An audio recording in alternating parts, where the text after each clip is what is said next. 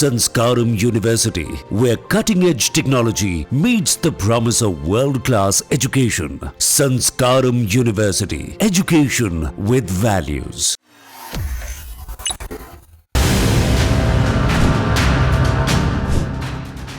मौलाना, जिहादी, हिंदुओं से नफरत करने वाला, भारत के खिलाफ साजिश रचने और आतंकवाद फैलाने का जिम्मेदार, पाकिस्तान के इतिहास का सबसे बड़ा खलनायक, जिहादी जनरल असीम मुनीर कहां है?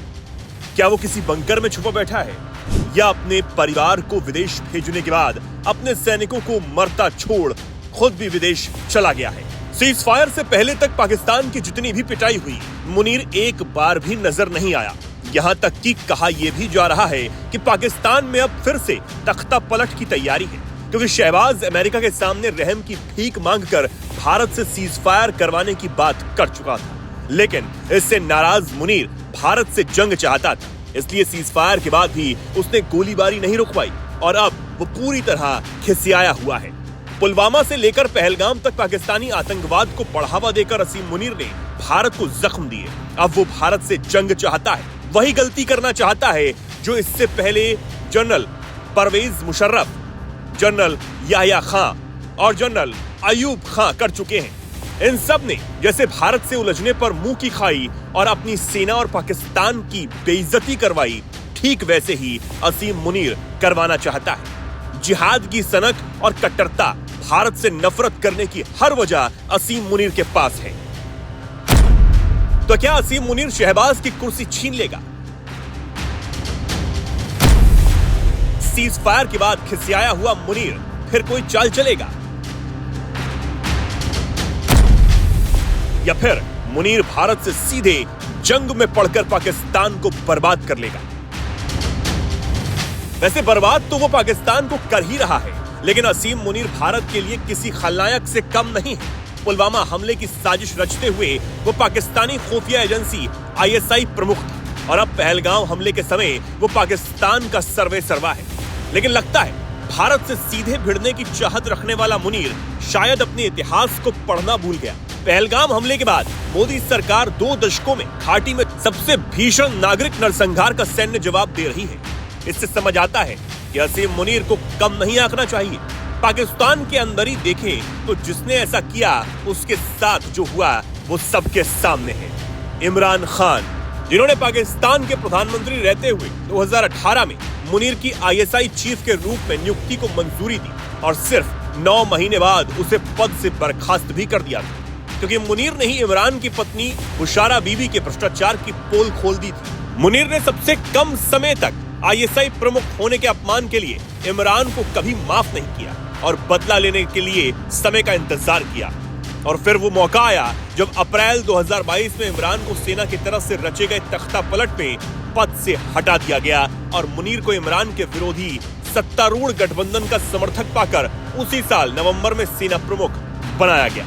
इमरान खान तो आज जेल में है और मुनीर अपने मंसूबों में कामयाब होने में लगा है। कश्मीर को पाकिस्तान के गले की नस बताना, हिंदुओं को मुसलमानों से अलग बताना और 2 नेशन थ्योरी की बात कहकर पाकिस्तान की नींव कलमे के ऊपर बने होने वाले बयान मुनीर की कट्टर सोच को दिखाते हैं। ठीक जनरल जियाउल हक की तरह, जिसने उस जुल्फिकार अली भुट्टो को ही फांसी पर चढ़वा दिया जो विश्वास कर उसे आर्मी चीफ बनाकर लाए थे। 1968 में जन्मा मुनीर शुरुआती पढ़ाई के लिए रावलपिंडी के एक इस्लामिक मदरसे दार उल तजवीद में गया। उसके पिता एक स्कूल के प्रिंसिपल और एक मस्जिद में इमाम हुआ करते थे। शुरू से ही इस्लाम से लगाव की वजह से ही वो हाफिज एक कुरान है, मतलब ऐसा व्यक्ति है जिसने पवित्र पुस्तक को याद कर रखा है। अब जब वो सऊदी अरब में सेना के अटैच के रूप में तैनात था तो उसने ये परीक्षा भी पास की थी। जनरल मुनीर को लेकर एक बात अहम है कि पाकिस्तान आर्मी के सीनियर पदों पर बैठे कई सैन्य अफसरों के उलट वो किसी सैनिक परिवार से संबंध नहीं रखता, लेकिन सेना में आने के बाद उसने अपनी पकड़ देश में ऐसी मजबूत कर ली कि उसे सीधा अपने रिश्तेदारों को फायदा पहुंचाने में कोई कसर नहीं छोड़ी। खासतौर से मुनीर के रिश्तेदारों और करीबियों को बिना योग्यता के ऊंचे पदों पर सरकारी नियुक्तियां दी जा रही हैं। यहां तक कि पाकिस्तान का गृह मंत्री और पाकिस्तान क्रिकेट बोर्ड का चीफ मोहसिन नकवी मुनीर की बेगम की रिश्तेदारी में ही आता है। मुनीर की ताकत पाकिस्तान में इतनी है कि उसने संसद में एक संशोधन पारित करवाकर इमरान के समर्थकों को सुप्रीम कोर्ट से भी साफ कर दिया, जो जजों को सस्पेंड करने की इजाजत देता है। एक और बड़ा कदम उठाते हुए उसने पाकिस्तानी संसद में संशोधन पारित करवाया, जिसने उसके 3 साल के कार्यकाल को बढ़ाकर 5 साल कर दिया। अब वो 2027 तक सेना प्रमुख के पद पर है। अब हाल ही की घटनाक्रम को लेकर जानकार बताते हैं कि पहलगाम हमलों को हरी झंडी देने के कई कारण हैं।